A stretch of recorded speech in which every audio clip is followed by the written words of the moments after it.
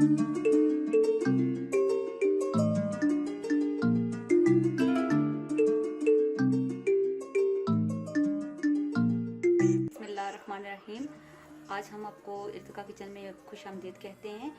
आज हम आपको डिश जो तैयार करके दिखा रहे हैं वो है वाइट सॉस पास्ता बना रहे हैं विद हम लोग चीज़ इसमें यूज़ कर रहे हैं जो आपको बहुत अच्छी और बहुत डिफरेंट लगेगी। इंशाल्लाह आपको ये ज़रूर पसंद आएगी। इसके बनाने के लिए हम जो चीज़ें इस्तेमाल कर रहे हैं, सबसे पहले हम आपको उन चीज़ों के बारे में बता दें। ये है पास्ता है। इसके लिए हमें उबालने के लिए सबसे पहले नमक और ऑयल की ज़रूरत है। उसके अलावा हमें इसकी सॉस बनाने के लिए मैदा, मक्खन, दूध, क्रीम और नमक, कुटी हुई धड़ा मिर्च जिसे कहते हैं, या फिर इसे आप चिली फ्लेक्स भी कह सकते हैं, ब्लैक पेपर, वाइट पेपर और ऑरिगेनो इस्तेमाल होगा। अब हम स्टार्ट लेते हैं अपने मैक्रोनी को उबालने के लिए, जिसके लिए हमें सबसे पहले नमक 1 चम्मच, ऑयल 2 चम्मच और इसमें हम ये अपने पास्ता जो डालना है वो अपने आप जितना आपको जरूरत है उसके मुताबिक आप बना सकते हैं। अब इसे हम बॉयल होने के लिए छोड़ देंगे। जब तक ये कुक होता है हम अगले प्रोसेस की तैयारी शुरू करते हैं। इसको तकरीबन हमारे 10 से 15 मिनट लग जाएंगे, जितनी देर में हमारा वाइट सॉस तैयार हो जाएगी। बिस्मिल्लाहिर्रहमानिर्रहीम। चलिए हम इसका अब बनाना शुरू करते हैं। ये हमारे पास मक्खन है, 2 चम्मच हमने भर के मक्खन लिया है।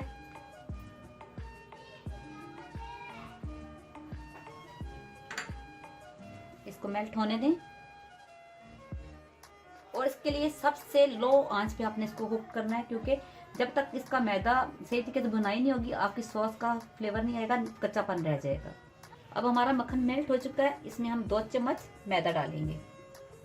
जो हमने व्हाइट सॉस तैयार करनी है इसके लिए हमें मैदा जरूरत था। ये आपको अपनी क्वांटिटी अपनी मर्जी से, आप जितना आप पास्ता लेते हैं उसके मुताबिक आप ज्यादा या कम कर सकते हैं। इसको बिल्कुल लो फ्लेम पे हम लोगों ने कुक करना है।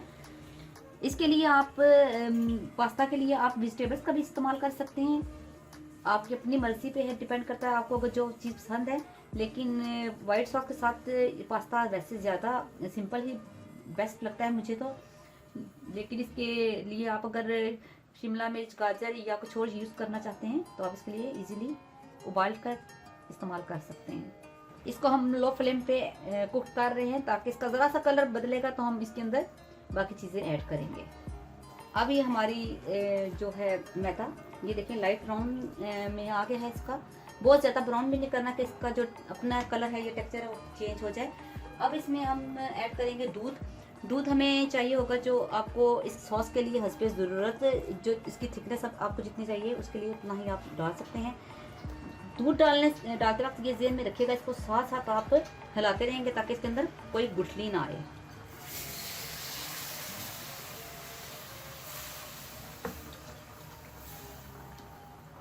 लम्स नहीं आने चाहिए कोई भी इसके अंदर। अब इसको हम लोग मुस्तकिल हिलाते रहेंगे चम्मच को ताकि इसके अंदर से सारी गुठलियाँ देखें कम्प्लीटली ख़त्म हो चुकी हैं। दूध आपने इसके अंदर इतना ऐड करना है जितनी आपको सॉस की थिकनेस चाहिए, क्योंकि ये पकेगी और थिक हो जाएगी। अब इसमें डालेंगे हम क्रीम डालेंगे। क्रीम आप ऑप्शनल है, आपको जितना दिल चाहता है आप उतना डालें। हम इसमें तकरीबन 1/2 कप की क्रीम डाल रहे हैं। क्रीम चाहे आप घर की यूज़ कर सकते हैं, चाहे आप बाजार की यूज़ करें। उसके बाद इसमें जाएंगे नमक 1 चम्मच और फ्लेक्स छोटी 1/2 टीस्पून जा रही है।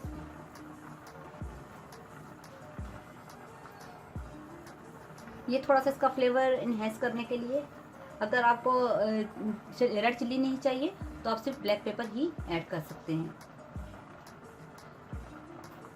1 टीस्पून ब्लैक पेपर और 1 टेबल स्पून जा रही है हम इसमें ब्लैक पेपर जा रही है। अब इसको हम थोड़ी देर के लिए कुक होने देंगे ताकि जो इसका चीज़ें डाली हैं उनका एक अरोमा इस चीज़ सॉस में डिवेलप हो जाए। नमक आप चेक कर लीजिएगा अगर आप नमक कम लग रहा है, क्योंकि इस पास्ता में आपको नमक बहुत कम नहीं ज़रूरत होता, अपनी मर्ज़ी के मुताबिक आप नमक इसमें ऐड कर सकते हैं। अभी हमारा पास्ता भी तकरीबन रेडी हो चुका है। ये हम लोगों ने रेडी कर लिया। अब इसको हम पानी में निकालेंगे, साफ़ पानी से निकाल के इसको छान लेंगे। अब हम इसमें चीज़ ऐड करने लगे हैं जो इसको और डिफरेंट फ्लेवर देगा। इसमें हमने क्रीम और चीज़ का जो कॉम्बिनेशन किया है उसका एक अपना ही मज़ा है। इसको भी लो फ्लेम पे आपने बिल्कुल लो फ्लेम पे आपने रखना है ताकि चीज़ मेल्ट हो जाए। जब चीज़ पूरी कम्प्लीटली मेल्ट हो जाएगी तो हम इसके अंदर पास्ता ऐड कर देंगे। हमारी ये चीज़ के अंदर मेल्ट हो चुकी है। अब हम इसमें पास्ता जो हमारे पास रेडी था इसको हमने साफ़ पानी से वॉश किया है ताकि इसके अंदर चिपचिपाहट और चिकनाहट है वो ख़त्म हो जाए। अब इसके अंदर हम इसको ऐड करेंगे आराम से।